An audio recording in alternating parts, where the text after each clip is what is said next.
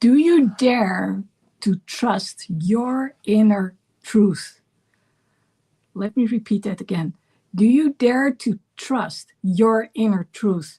Because if you don't dare to trust your own inner truth, then what does that mean when it comes to your inner foundation? So if your foundation is built on your values, your core beliefs about your core principles, ooh, then you might have a bit of a problem. Now, let's not conflict inner truth with your inner voice, as in your inner voice is often the chatterbox, and what I refer to normally as your inner voice is the one which is a level deeper, which is when your inner chatterbox or that chatterbox up there stops with chatting and it gives you the chance to actually listen to what's going on inside your heart. Now, let me get into why I'm sharing this with you. So today something happened, or I have to say tonight, and I'm so immensely pumped about it. I'm so excited. So I am on this WhatsApp group and it's about Sea Sparkle. So for those who do not know what Sea Sparkle is, it's algae and they show up as like this blue electric, well, it's like a stream of sparks. So it lights up the ocean and usually it's moving. No, not usually, it is moving with the current. And it's spectacular. So I didn't know that actually it's not only quite rare to see sea sparkle during the sea sparkle season, but it's actually very uncommon all over the world. So we are one of the lucky ones here in the Netherlands to be able to see sea sparkle. And besides being able to see sea sparkle, it depends on the weather if we actually can see it. So, judging by the WhatsApp group, everybody said, well, today is going to be a great day for watching sea sparkle. It was like, but what if it's going to rain? Because it was actually said that it was going to rain. And truth be told, we had some, well, it wasn't much of a rain shower. It was just light drizzle. It wasn't more than it than that. But here's the thing: if the temperature drops, which usually happens right before it starts to rain, that's a whole different ballgame when it comes to algae and sea sparkle. So I said to my friend, well, are you up for it? Do you want to go and see if we can capture that blue current called sea sparkle? And she said, yeah, sure. But do you think we are going to see it? I said, well, I don't know, but everyone says we should do it. So we went to Scheveningen Harbor, got ourselves some ice cream, and then walked on to Scheveningen Beach. We sat down and, had a good time. And then by the time it got dark, it was like, are we going to see the sea spark? Are we? And the answer was no. But I did see a statement that there was sea sparkle. So I said, you know what? Let's go to the southern harbor.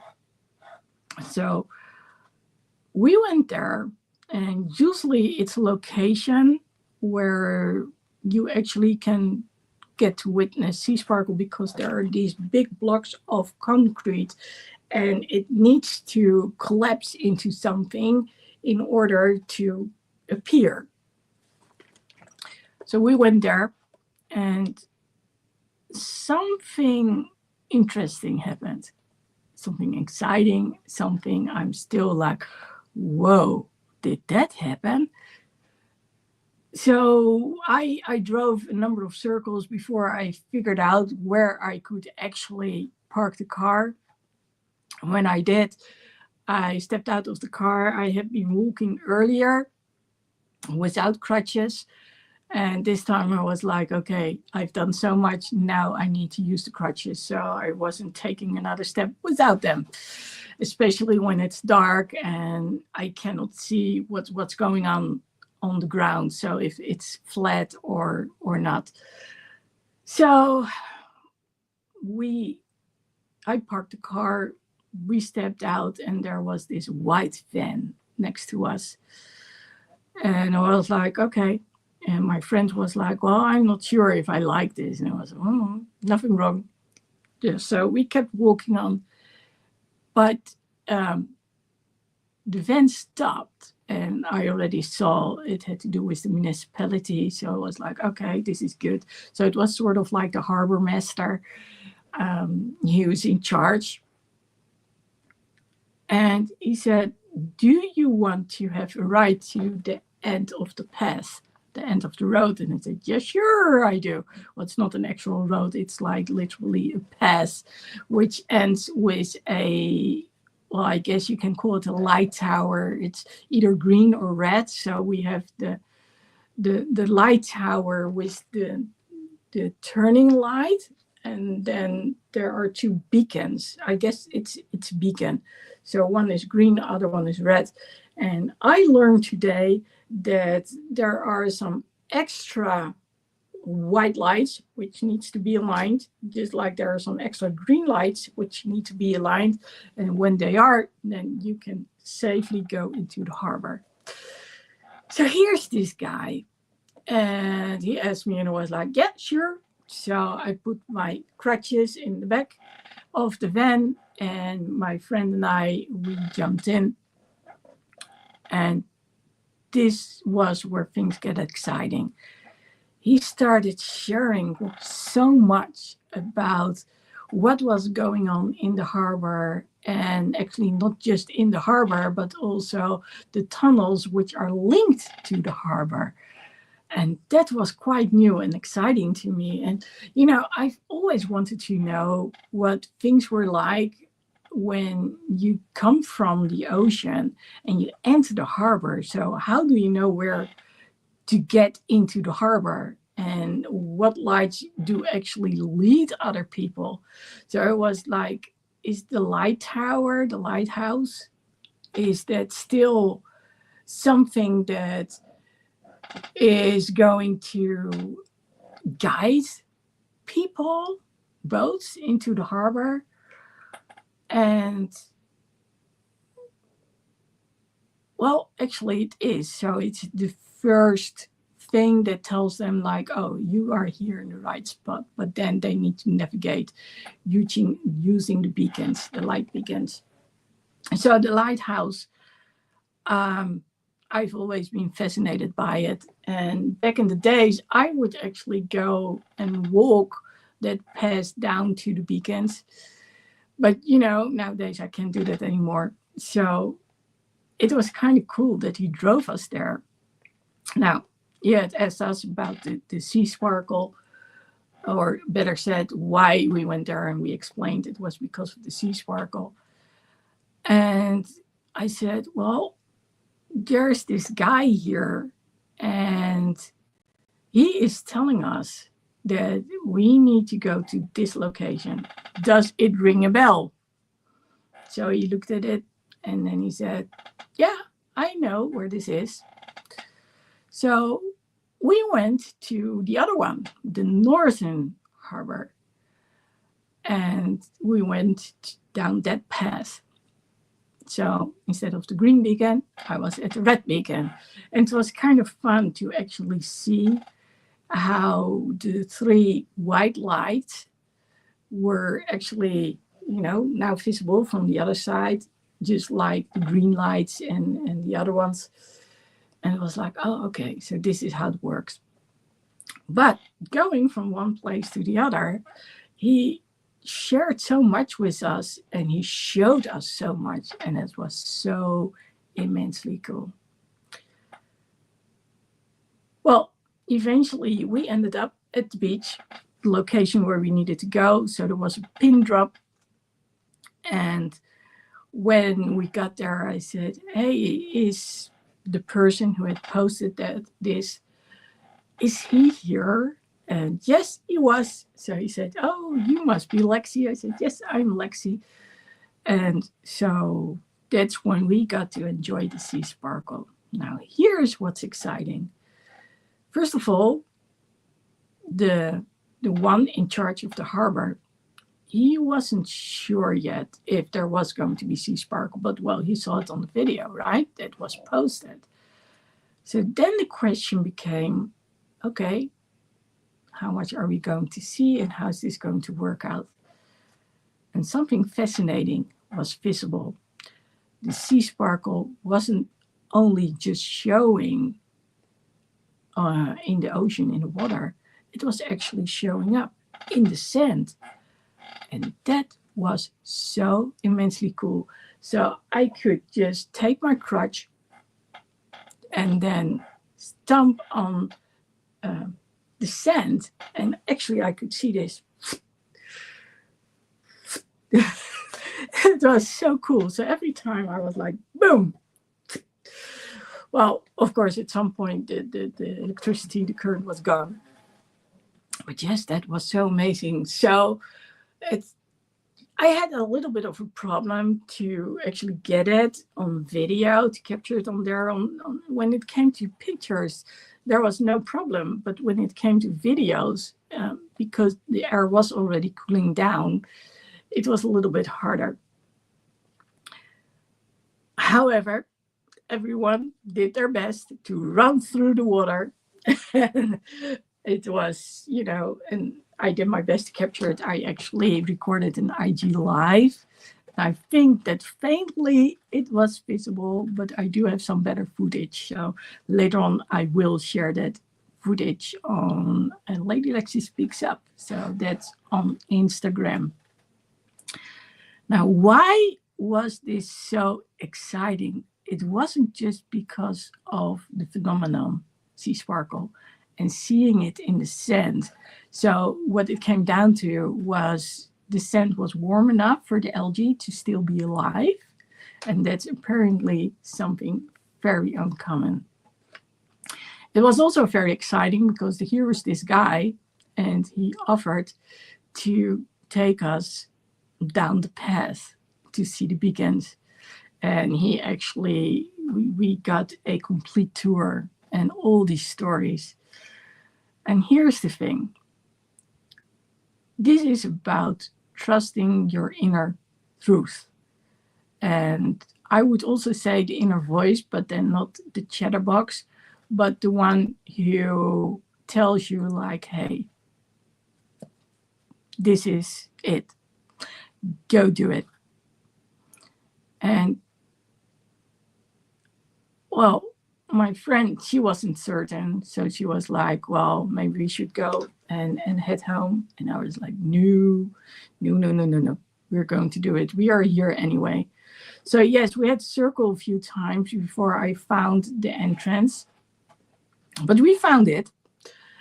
And then, of course, the question was, is the guy in the van, can we trust him? And I was like, yeah, I think we can. There was no doubt in my mind about it. Absolutely none whatsoever. And well, it did help that on the van was this logo from the municipality. So I knew, oh, this is going to work out.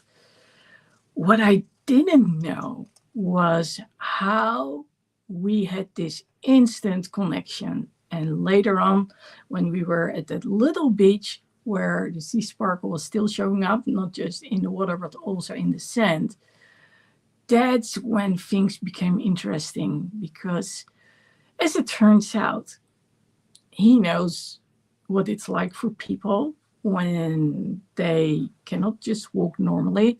So he saw me with my crutches and he realized, oh, this person needs some help. She's not going to make it till the end, which is true, especially since I already had done some walking, because despite it all, I still need to train. I need to train to learn to walk again without the braces and without the crutches because, well, we need to train the muscles, right?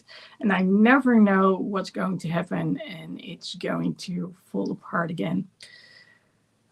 So that talk that we had, it was like, okay, so what did you sense when you saw us? And then he started to give me a description about my energy, and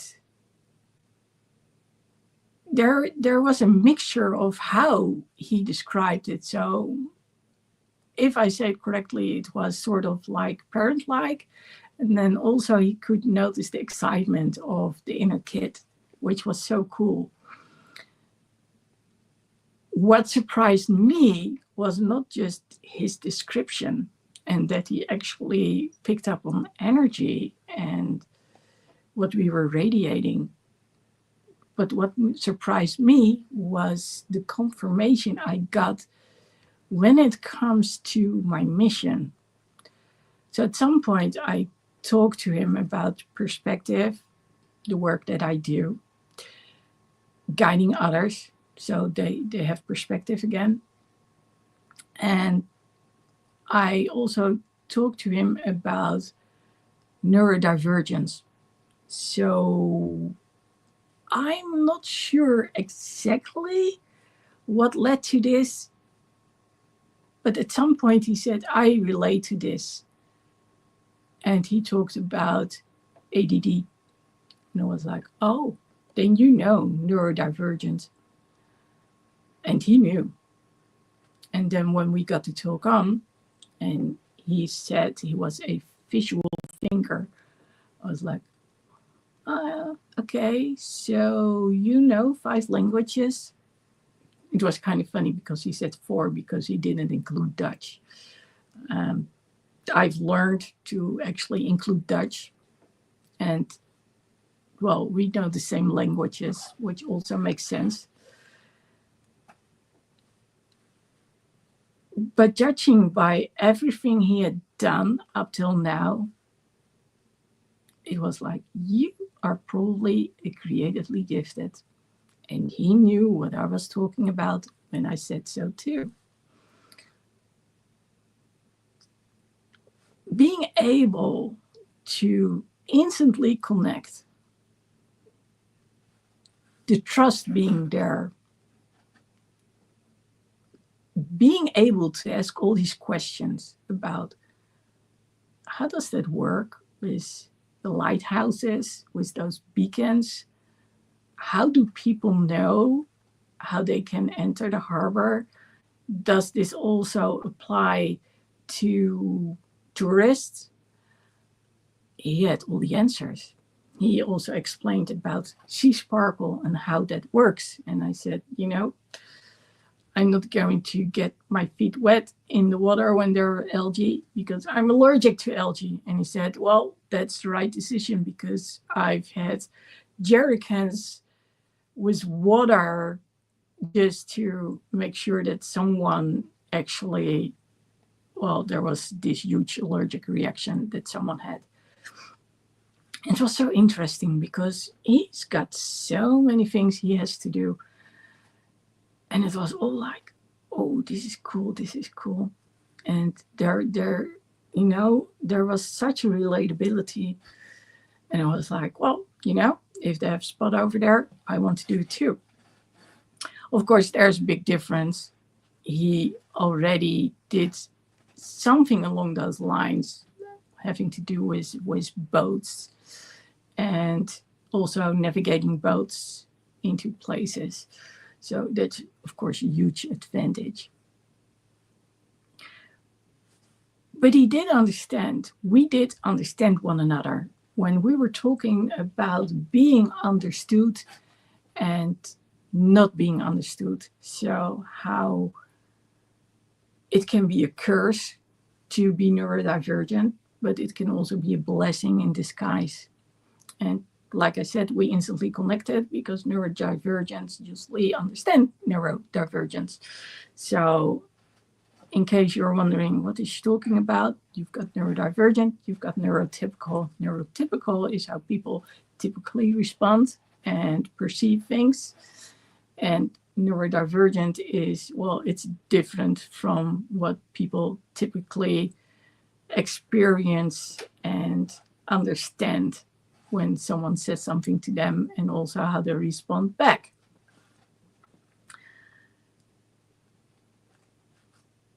What I love about this is, call it serendipity, call it the universe talking, call it whatever you want. But this doesn't feel like a random meeting. I mean, you can consider it a random meeting because I never met the guy before. But I also do believe that if we send something out to the universe, then,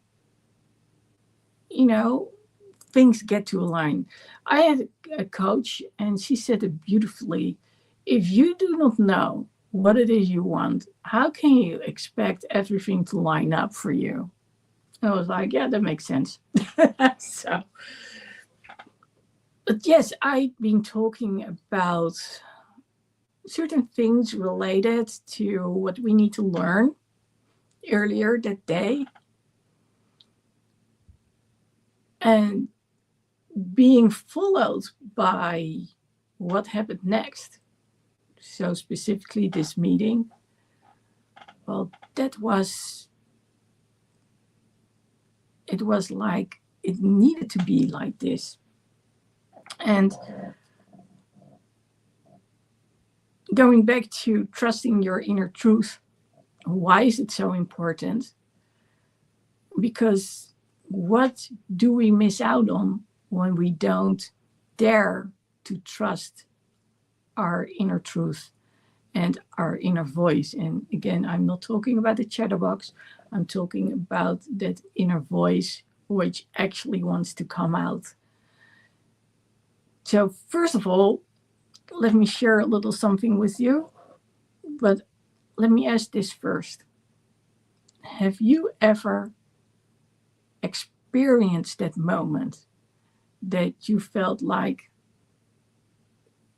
I shouldn't do this, or I should do this, but then the voice of reason, well, you can wonder how much reason it actually encapsulates. But the chatterbox dropped by and said, no, don't do this. You don't know what's going to happen, so don't. And you basically gave up. You gave in to negative thinking because the chatterbox is filled with all these doubts and worries and, well, am I actually good enough? All those kind of things. Basically the things that other people teach us, that other people tell us, that we share with one another about having doubts about certain things. And, well, most people, they don't want to go that extra mile if they don't believe that it's going to be worthwhile. Now, since I'm driving the car and the car doesn't get exhausted, it maybe needs some extra gasoline, but not for those extra 10 to 15 minutes in going through the city. So I was like, you're going to do it. We're going to do that extra round. So we did. I parked the car there and it worked out.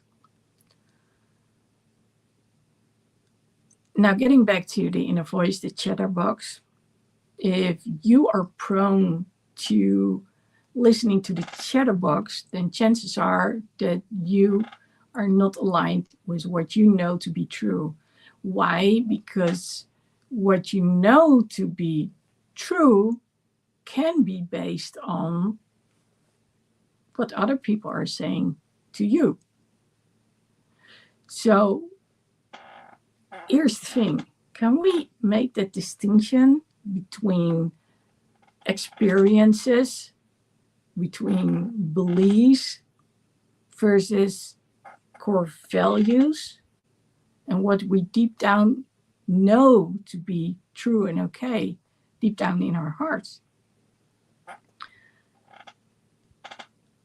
If you want to become more familiar with that inner truth, which also has to do with, again, core principles, values, beliefs, then it's important that you can make the separation between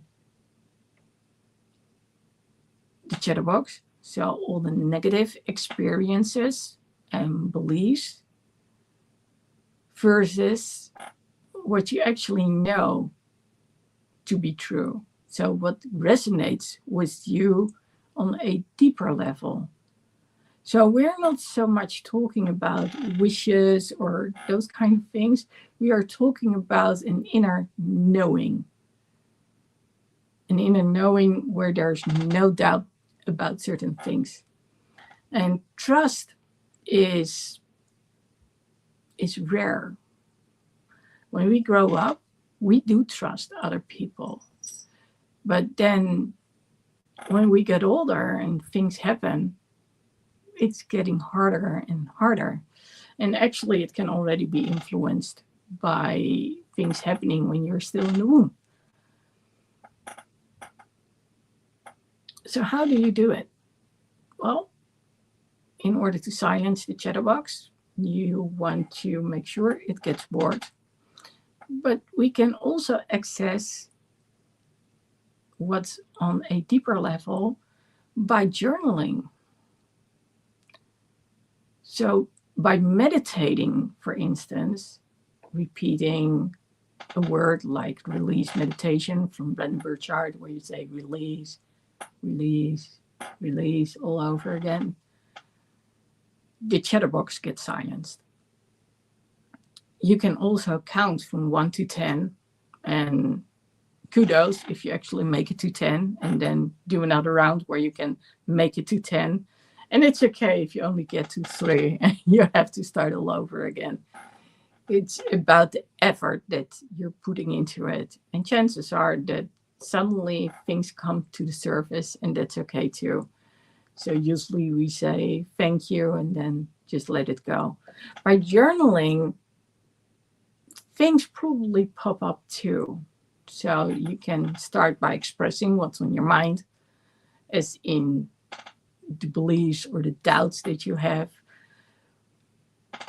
If you can get to form it as a question, that's when things get interesting, because now you not only get to the answers which are at the superficial level, but the answers which are on a deeper level, on the subconscious level, they get a chance to actually come to the surface too. So again, it's about quieting the chatterbox, quieting all those things which are going on in your mind. I need to do that. I need to, oh my God, I forgot. Those kind of things. Now, why would you do that? Well, because the inner truth is basically your foundation, the foundation on what you base everything you do on, how you live your life. And here's the thing, we often have forgotten about our values, our core beliefs, about what we value, really value. So if we talk about those values, those principles, the beliefs that we want to live by, have you actually ever given it really a lot of thought? And how long did you do it? So say you are convinced that something is right and you really need to do it. It's like your lifeline. Then what does it take to make you waver, to make you question and doubt. So for me, the opposite actually happened today, because when I was talking to this guy, it was reinforced that I need to work with neurodivergence. What my mission is to get a better understanding for the neurodivergence out there. So it's twofold. It's on one hand that people who are neurodivergent learn how to express themselves with clarity, but also how to ask on so they get the clarity they need. So usually when neurotypicals give an assignment or they give an answer, it's pretty much straightforward, which is enough for the neurotypicals out there, so for most people out there. But when you are neurodivergent, chances are that you not only see things from this perspective, but also from that perspective, and then another one. So to give you one which is not the kindest one, but it is a very understandable one. So someone said to me, and this had to do with fatigue, after driving for an hour and a half and having a long day at work, I don't want to see you. I don't want to hear you. I just want to be alone with my thoughts and sleep. So it sounds a little more harsh than it was meant.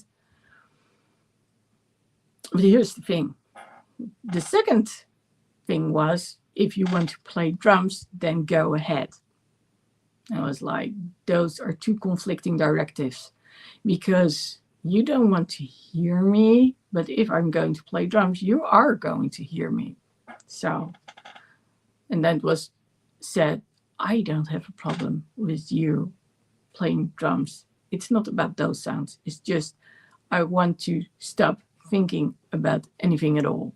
I am not in the mind of processing things. Okay. Now, this is a typical neurodivergent response. Like, I'm hearing two conflicting things. How can you say one and also the other? So I was inclined to leave, because for me, playing drums was intrusive too.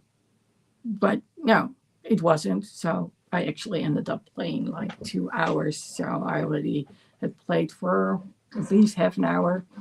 So I kept on playing for a long time after that, and it was kind of nice. I absolutely have to admit it. So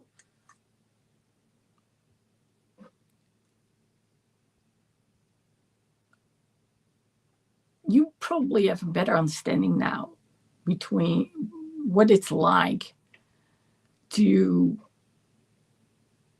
be neurodivergent, as indifferent from other people, and what you run into. And when the guy we talked to actually said, you know, what makes us different and what is well, let's call it a hard thing to deal with. So it's not the easiest way of living when you actually experience it. So let's say it's a challenge.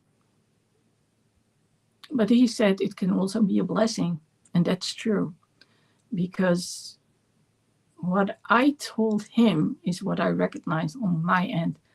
I said, when you are neurodivergent and you know how to deal with it, then you are an interpreter between all those different parties. And I said, you are one too. And he understood what I said, and he acknowledged it. I'm one of those people too. I'm what they call a connection catalyst. I love that title. But what it comes down to is I interpret things for one party, and then I translate them in a way that the other party can get to interpret them according to their standards. So when you are supposed to be speaking the same language, but basically you do not.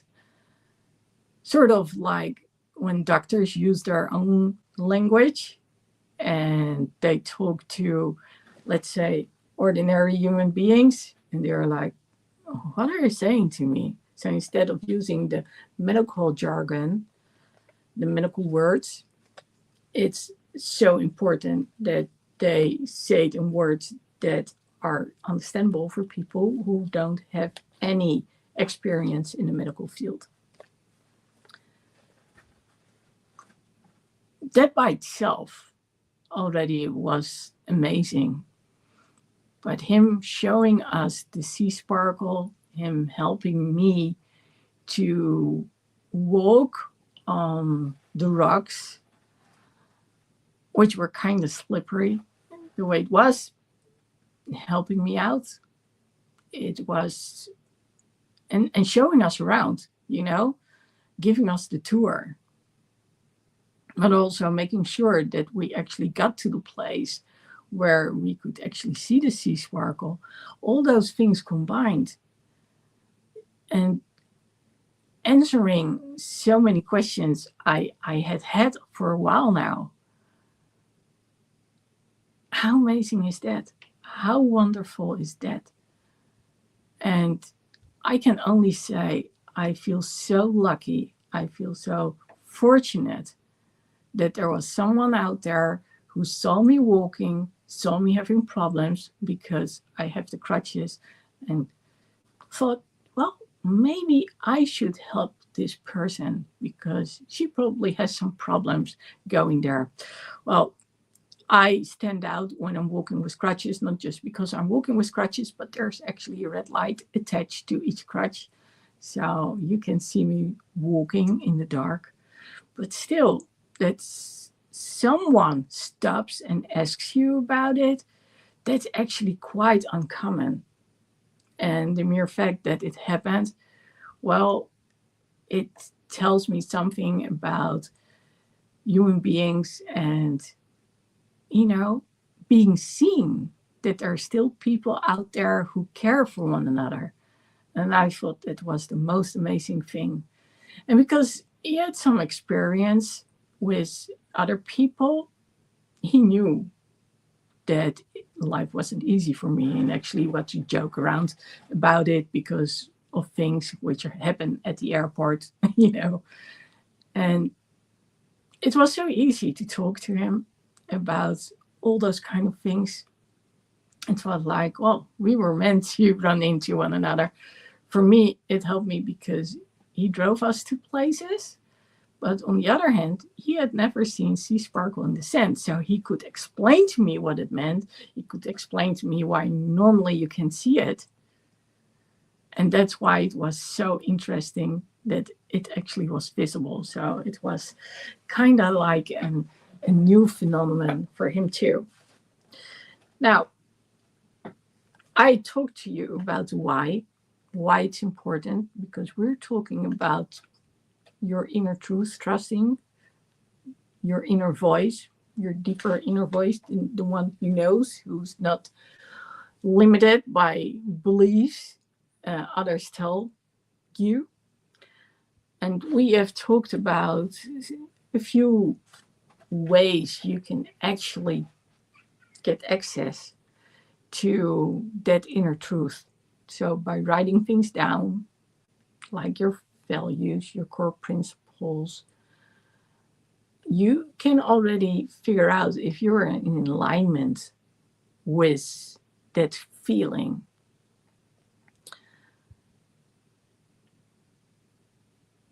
It's when you share these things, whether it's by journaling, talking to other people, doing things like this, sharing it on screen, whatever you choose, it's that you're doing it, the act of doing it, which actually makes the difference. And the more you do it, the easier it becomes. So for a while now, you've probably been looking at Jumping Bunny. It was kind of funny because at some point, we talked about the inner child, and he understood what I was talking about. And I said, when he talked about ADD and ADHD, and I said, yeah, it's like when someone else wants something, and then Jumping Bunny comes, and it's like boxing and it's kicking, like, I need to vent, as in I need to do something to get rid of that energy, because when I ignore Jumping Bunny, she lets me know. It's there's this restlessness that gets in the way. And it's when you feel that restlessness, then you know you're probably ignoring what she is trying to tell you, or in your case, he or they are trying to tell you. So it's up to you what you do. But if there is one belief, then it's not okay to ignore your inner child, to dismiss your inner child, and to, well, there's ignoring and not paying attention, and there's dismissing, as in we're adults now, so no, I'm not going to pay you any attention. But it's so important that we do listen to ourselves and what we need, because when we talk about our foundation, it's the foundation that we build on. It determines on how much energy we have, how we get through the day, and with it also how we service others, as in how reliable we are for others.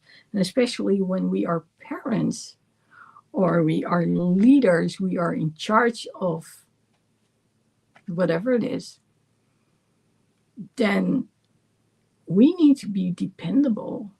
And that starts with being able to know that we have laid a proper foundation for ourselves, knowing what we stand for and what we deem important. Which brings me to my question: do you know what you stand for?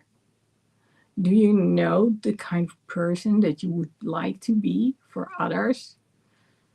And maybe I should ask you first, what kind of people do you need, or would you have needed growing up, and would you need as in right now? And when you write it down, what kind of person you need, then think about the following. If you need this person,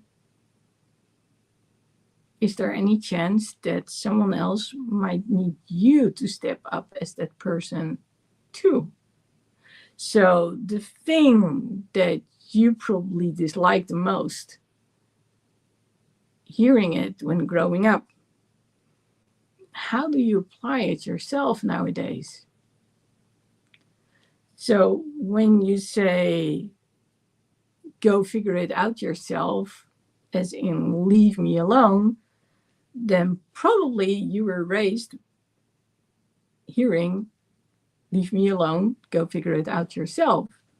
What do you long for? Someone else who's going to do it with you, instead of having to do it all alone and not having the time for other things, which of course results in then not wanting to help out others because you had to do it yourself. And well, basically, you don't have the time for things. But is that really productive? Is that like good leadership? That's the question. And my answer would be no to both of them.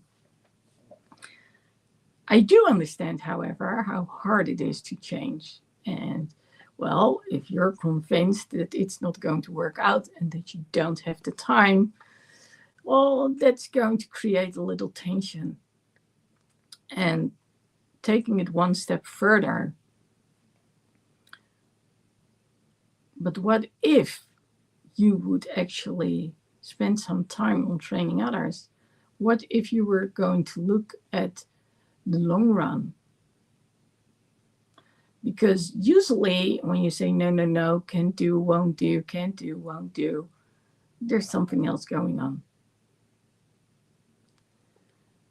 Now, having talked about all of this, I want you to think about what you can do to really get a better understanding about what you are doing in daily life, which helps you build that foundation, and more importantly, or as importantly, act according to that foundation you've got. So, are there any practices, as in habits, things that you do on a daily basis, how you communicate on a daily basis, how you act towards others, but also towards yourself? Think about that. Are there things that you are like, well, maybe I could change this. Maybe I could be a little more lenient towards others or myself. It's about giving yourself grace and being kind to yourself.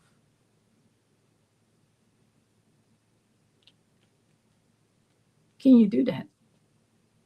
Do you know how to build on your foundation, your principles, your values, your boundaries?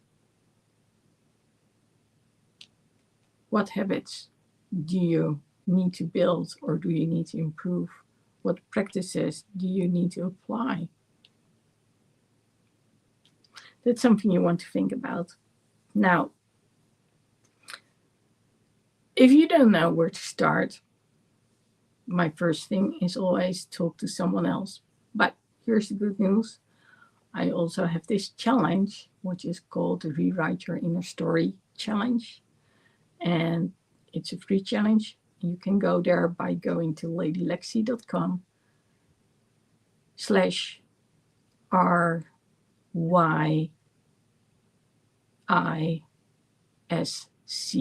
So ladylexi.com/RYISC.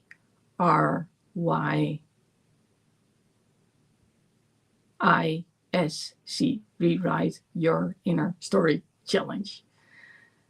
And that's going to help you with getting a better understanding about beliefs you're still holding on to, beliefs which are dragging you down.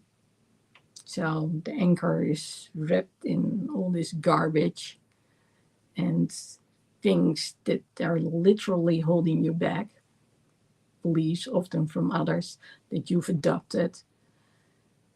And then we go to actually, okay, what were your dreams and goals again? And how do they align nowadays? And then listening to your inner voice. And again, not your chatterbox, but the other one. Listening to your inner kid. Listening to your future best self. Listening to that voice that tells you, go do this. And yes, I know it takes courage to go do it.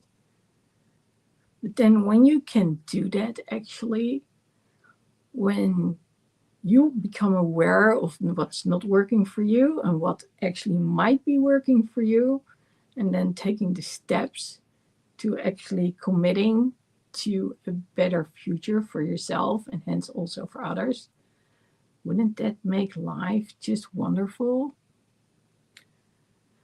So what are you going to do to improve the inner trust, to improve that foundation linked to your inner truth? Let us know. Leave a comment. And again, if you want to use the challenge, please subscribe and make sure that you're going to work on it, because that's the only way that you will get more clarity and with more clarity, also more joy and happiness, because you know who you are and you're starting to align with who you are.